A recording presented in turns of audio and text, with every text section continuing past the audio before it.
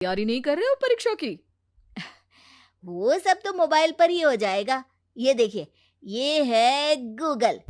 इससे जो भी पूछो वो सब बता देता है। तो आखिर कागज क्यों बर्बाद करूं? अरे पर तुम इन प्रश्नों की तैयारी बिना लिखोगे कैसे?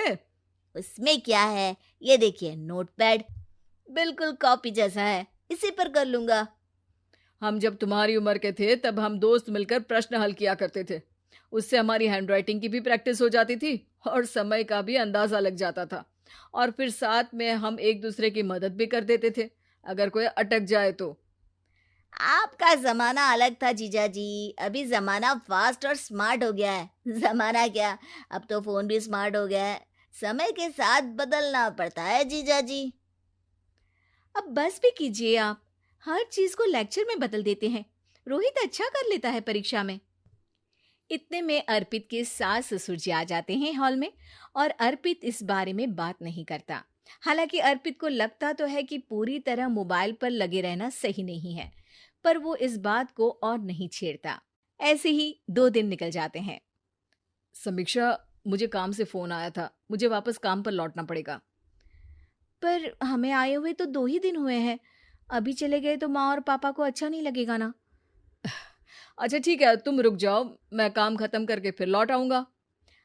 एक काम कीजिए ना, परसों रोहित भी परीक्षा के लिए निकलेगा। आप उसी के साथ निकल जाना। दोनों वैसे भी बात नहीं करते। साथ में जाएंगे तो हो सकता है आप लोग आपस में बातचीत भी करने लग जाओ। आह, ठीक है, मैं काम को 2 दिन टाल सकता हूँ। उसी रात जब सब खाना खाने बैठे थे, तो अर्पित अपने जाने की खबर बाकी लोगों को बताता है। मुझे काम के लिए वापस जाना होगा। अरे बेटा, पर अभी तो तुम आए हो, इतनी जल्दी चले जाओगे? नहीं माँ जी, समीक्षा यहीं रहेगी और मैं जल्दी काम खत्म करके वापस आ जाऊंगा। अब ठीक है, काम भी जरूरी है। वैसे कब निकलोगे बेटा? 2 दिन में।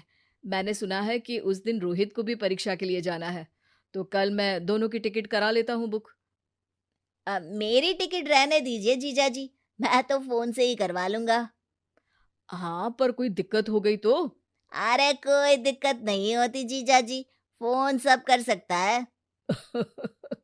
हमारे फोन के रिचार्ज से लेकर टीवी का रिचार्ज सब रोहित यही फोन से बैठे बैठे कर देता है। अब ये नई चीज तो हमारे समझ के परे है, पर अच्छा है कि रोहित जानता है। हमारी मेहनत इतनी कम हो गई भाई। हाँ, पर अगर टिकट नहीं मिली तो? अर्पित की बात पूरी होने से पहले ही बिजली चली जाती है। अरे ये क्या हो गया? आपने बिजली का बिल भर तो दिया था ना? अरे नहीं, मैं तो भूल गया था। अरे टेंशन मत लो माँ। देखा जीजा जी, आप बिजली का बिल भी भर सकते हो, समय बदल गया है। एक बार फिर अर्पित इस बात पर बहस नहीं करता। अगले दिन जाकर अपनी टिकट करवाता है और पैकिंग कर रहा होता है जब शाम को अचानक से रोहित के चिल्लाने की आवाज आती है। नहीं, प्लीज प्लीज हो जा, ऐसा मत कर यार, प्लीज हो जा। अरे क्या हो गया रोहित? दीदी, सर्वर हैंग हो गया। मेरे टिकट मेरी टिकट नहीं हो पाई दीदी।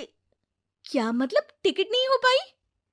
इतने में वहां रोहित की मम्मी और पापा भी आ जाते हैं। अरे क्या हो गया? माँ, मेरा टिकट नहीं हो पाया, सर्वर डाउन हो गया। अरे पर तूने तो बोला था कि हो जाएगा।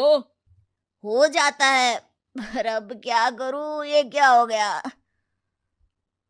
अब कल की तो कोई बस भी नहीं है, ना ही अब टिकट मिलेगी ट्रेन की कल के लिए। मुझे तो कोई रास्ता नहीं दिख रहा।